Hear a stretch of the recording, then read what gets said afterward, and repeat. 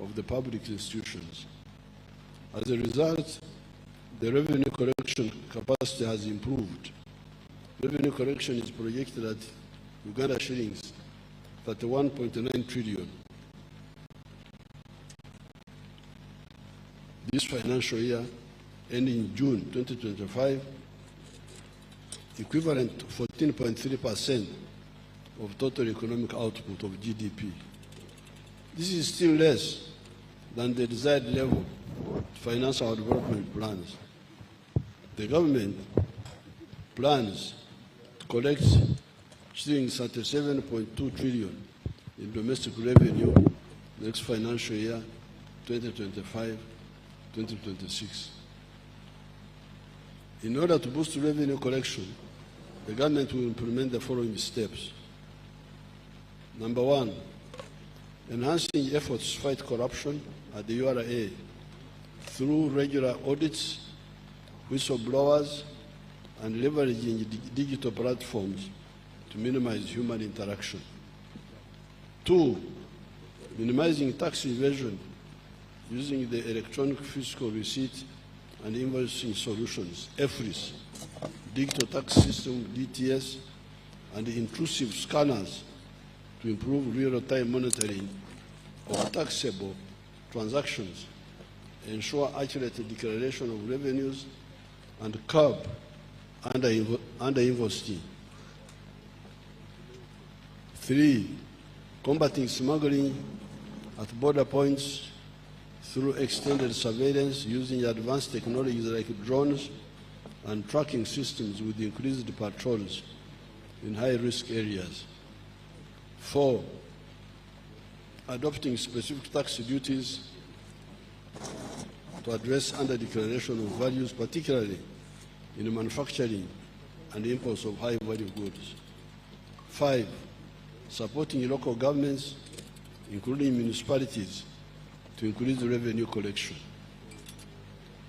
Six, recruitment and training of more tax officers at Uganda Revenue Authority and other revenue collection institutions.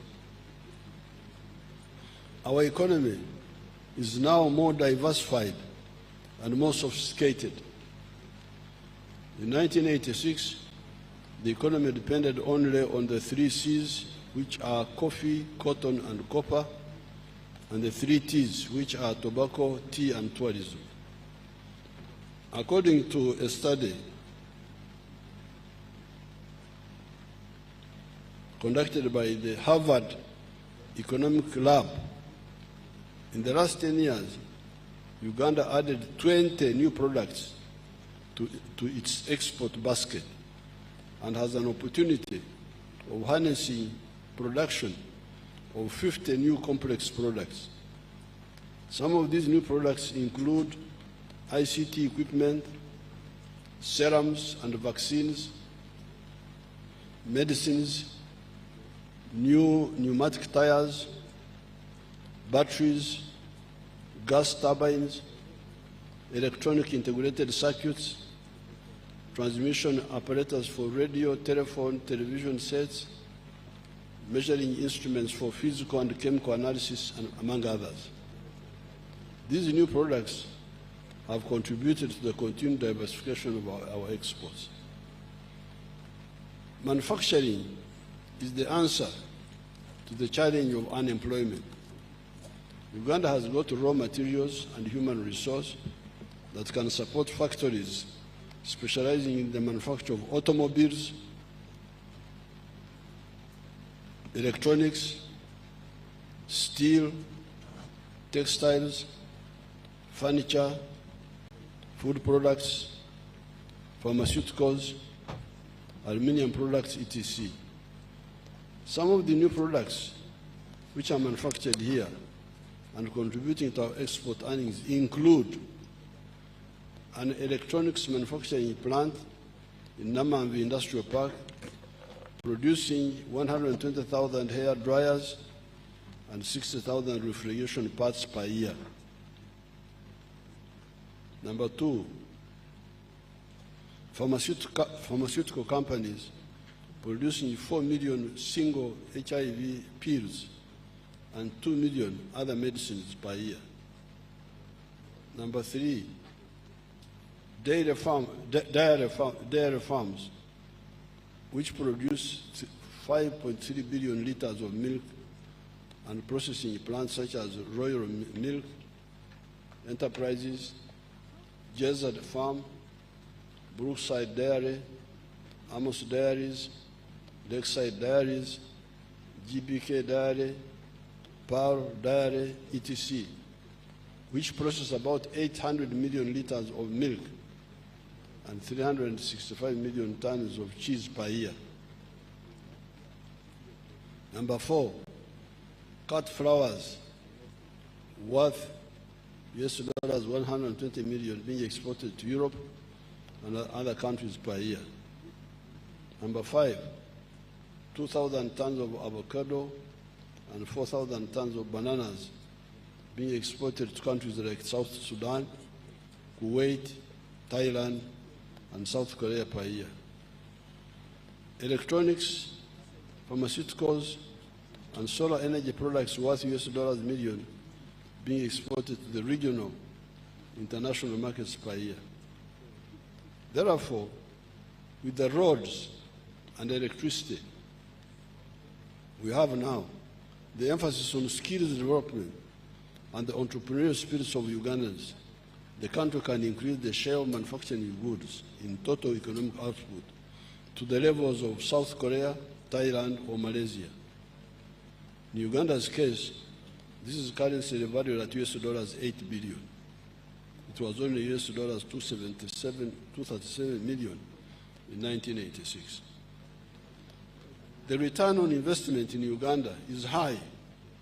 It averages 14% per year and can be higher in some sectors compared to an average of only 5.2% in Europe in 2022. This is very important for you to understand that when you invest here, you make profits more easily than when you invest in Europe. In Europe, 5.2%, here more than 14%.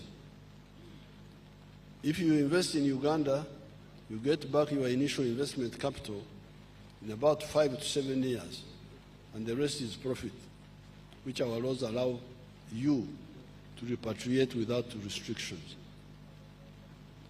Government has put in place a strategy to increase the size of the economy to US dollars 500 billion by 2040 or earlier.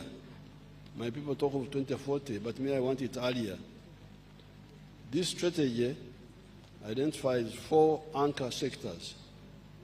These are agro-industrialization, tourism development, mineral development, including oil and gas, and science, technology, and innovation, i.e., taking advantage of the knowledge economy by prioritizing investment in research and development.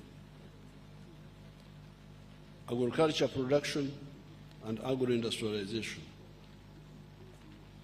Government has invested in irrigation in order to boost agricultural production. This is because the provision of water for irrigation reduces the likelihood of crop failure on account of water scarcity. Although Uganda's irrigation area has increased from 22,000 hectares to 23,000 hectares, the country, however, has an irrigation potential of 3 million hectares. We have got 3 million hectares which can be irrigated. And here we have only irrigated 23,000 hectares of the 3 million. In order to achieve this goal, government is accelerating the construction of solar-powered irrigation schemes, medium-scale irrigation schemes, earth dams, communal and individual valley tanks, and large-scale irrigation schemes across the country. The construction works